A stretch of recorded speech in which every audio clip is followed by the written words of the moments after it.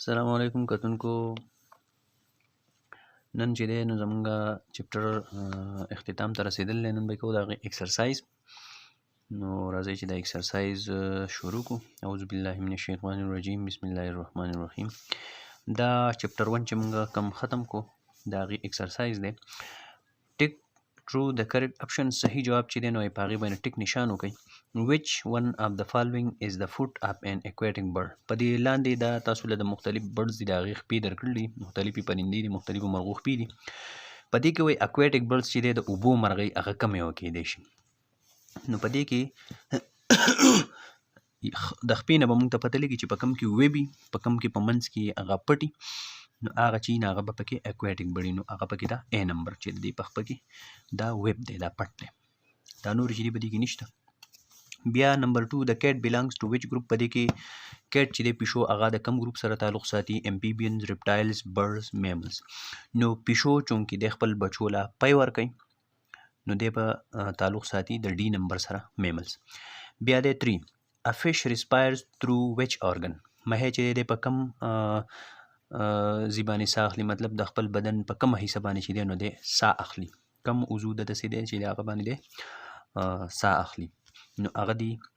A نمبر ګلز، B نمبر لنګز او C نمبر ایر سیکس او D نمبر سکن. نو په دې کې A نمبر چې دی هغه ټرو دی، صحیح دی. ګلز چې دی په ګلز باندې په اوبو کې دننه حل شده اکسیجن چې دی نو هغه دی په ګلز باندې چې دی نو هغه دی راکاږي، دی په اوبو کې دننه په ګلز باندې چې دی ساه اخلي. بیا دی what is the number of cartilagens in a gram seed. د چڼې د چولې په تخم کې چې دی نو دا کارټیلیډن تعداد چې دی هغه 100 دی. 1 بیا A نمبر 1 بیا B نمبر چې دی 2 بیا 3 نمبر دا C چې دی دا 3 او D چې دی نو دا 4. په دې کې کارټیلیډن مې څومره دي؟ نو د چولې یا د چڼې په دانه کې چې دی کارټیلیډن چې دی نو هغه 2 چونکې هغه ډایکاټ دی. نو B نمبر چې دی په دې کې B نمبر چې دی هغه صحیح دی. بیا وی نمبر وایي out of these which group is found only in ocean. په دې کې چې دی نو کم ګروپ چې دی هغه په اوشن کې په بحر کې چې دی نو هغه غټ سمندر چې دی په هغې کې هغه موندی کېږي. نو A نمبر دی فش، B نمبر دی انسیکټس، C نمبر دی ایکاینوډرمز او D نمبر دی امپیبینز. نو په دې کې فش چې دی نو فش خو آلموسټ په C په بحر دواړو کې موندی شي او انسیکټس چې دی دا خو پکې جو نشته او C نمبر چې دی دا دی ایکاینوډرمز او D نمبر دی امپیبینز. امپیبینز کم چې دا خپل د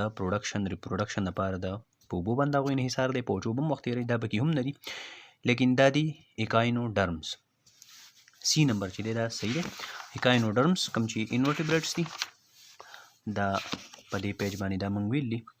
دا تاسو وینئ. ایکاینوډرمز چې دي دا صرف په اوشن کې چې دی نو دا موندی کېږي. نو دلته کې دا خبره چې دی دا شته. ها بیا واپس راځو خپل ایکسرسایز له. نو په دې کې بیا لاندې چې تاسو وګورئ په دې کې ایکاینوډرمز چې دا صحیح شو. بیا لاندې وګورئ رایټ شارټ انسر ډیفاین بایوډایورسټي سټیټ د امپورټنس اف کلاسیفیکیشن. بایوډایورسټي چې د دې تعریف وکړئ، بیا د کلاسیفیکیشن ګروپبندي چې د دې اهمیت چې دی په دې باندې دا بیان کړئ. بیا د 3 نمبر رایټ د ډیفرنسز بټوین ورمز اینډ انسیکټس، فرقونه چې دی دا بیان کړئ. A نمبر دی بیا د ورمز او د انسیکټس په منځ کې، مطلب چینجي او حشرات د دې په منځ کې فرقونه، بیا امپیبینز او ریپټایل په منځ کې. او بیا د پیج په ویښ کې چې دی IV نمبر نو دا دی what is the similarity between fungi and animals. د فنجای او د انیملز په منځ کې سیمیلارټي چې دی نو هغه مطلب یو شانوالی چې دی نو هغه څه دي. بیا دی وی رایټ 1 characteristics and 1 example of monera and protista. یو خاصیت او یو مثال د مونیر او د پروټسټا چې دی دا ولیکئ. نو دا البته څومره کوېسچنې چې دي او دا ایکسرسایز چې دی دا د سبق دی نو دا په دې سبق کې ټوټل چې دی نن دا شته. اوس په دې ویډیو کې تاسو ته د دې سوالاتو جوابونه چې دی هغه چونکې د ټایم ډېر زیات پې لګي نو دا اوس د دې جوابات چې دی هغه ستاسو په دې کې نشم منشن کولی البته. بیا په پیج نمبر 18 باندې دلته کې تاسو وګورئ constructed response questions. نو some animals have internal skeleton of cartilage such as shark and stingray. وایي بعضې ځناور چې دي په هغو کې دننه سکلیټن شي، مطلب دوی کې چې کم دا جالي کم د هډوکو دا جال چې پکې نو دا جوړې وایي د کارټیلیج نه مطلب د کرچي نه چې شارک اینډ سټنګری لکه شارک او سټنګری چې دی بدی کې وای دی فیډ ان ادر انیملز بای پریډیشن واټ از د امپورټنس اف کارټیلیج ان دیयर لایف او دوی نور زناور چې دی هغه خوري مطلب په سمندر کې چې کوم نور واړه مې هغه پاغي باندې دا غوي ښکار کوي هغه خوري وای د کارټیلیج د دې په جسم کې د دې په ژوند کې څه اهمیت دی کارټیلیج نو کرچ چې دی دا البته چې دی دا نرمي لچکداري او بون چې دی بون چې دا ډیر ډینسي او بل دا زمونږ په دې جوړونو کې یا زمونږ په دې نوز کې یا په غوږونو کې چونکې پوزه چې دا د مخ یو مخامخ حصه ده نو کله چې دی پکې یا غوږ شو نو دا په دې کې چې دا کوم لچک دی یا دا خوځي را خوځي چې یا دا نرموالی چې پکې دی دا چونکې د دې کارټیلیج په وجه باندې نو کارټیلیج چې دا نرمي نو د دوی په ژوند کې د کارټیلیج کار دا دی چې دوی په اسانه باندې حرکت وکړي او په اسانه باندې ځان له چې دی ښکار وکړي ولې چې د دوی انحصار چې دی په نور ځناورو دا چونکې کارنیورز دي دوی د نور ځناورو غوښه خوري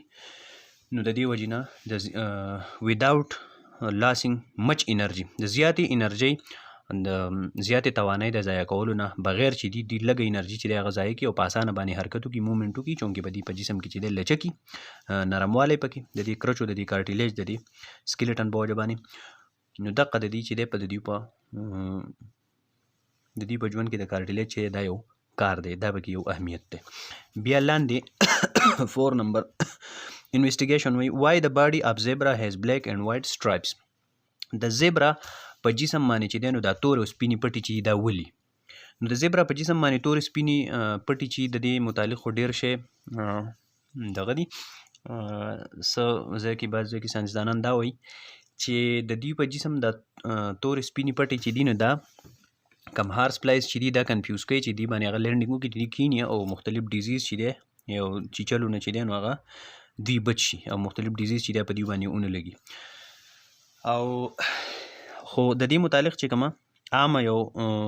کامن خبره ده نو هغه دا ده چې دا سټرایپس چې دی دا د دوی د جسم درجه حرارت چې دی نو هغه مینټین ساتي دوی چې کله په د افریقې په ګرمو ځنګلونو کې چې دی کله سر کوي نو د نور ته چې دی کله ولاړي نو د نور هغه نیم 50% درجه حرارت چې دی نه هغه د سپین سټرایپس چې دی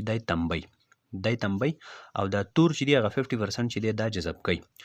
نو چونکې د شپې بیا دغه ډیزرټس چې دی په دې کې ډېر زیات یخي نو د دې د جسم درجه حرارت چې د تور سټرایپس چې دی دومره درجه حرارت جذب کړی چې دوی په خپل هغه درجه حرارت د جسم مینټین ساتلی شي او د ورځې چې دا ګرم نوري نو دا سپین چې دی سپین چونکې هغه ریپیل کوي دا لایټ ریز زیاتر چې دی هغه تنبی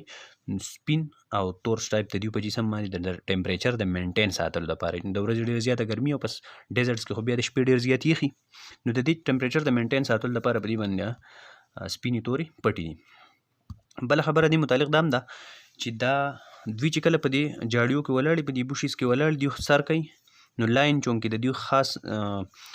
ښکار چې څوک کوي د دوی کوم پریډیټر چې هغه لاین دی نو هغه ته دوی په اسانه چونکې هغه کلر بلایڼي نو هغه ته دوی په اسانه باندې په دې بوشیز کې په نظر باندې نه راځي که د دې په ځای ورته موږ تور یا سپین دغلته کې یو هارس ودرو نو هغه به ورته په اسانه ښکاري زر او دی چونکې په ده باندې دا سټرایپس دي نو دی ورته په اسانه باندې په نظر باندې نه راځي خو کامن خبره چې دا ده چې د دې د جسم درجه حرارت د دې سټرایپ په وجه باندې مینټیني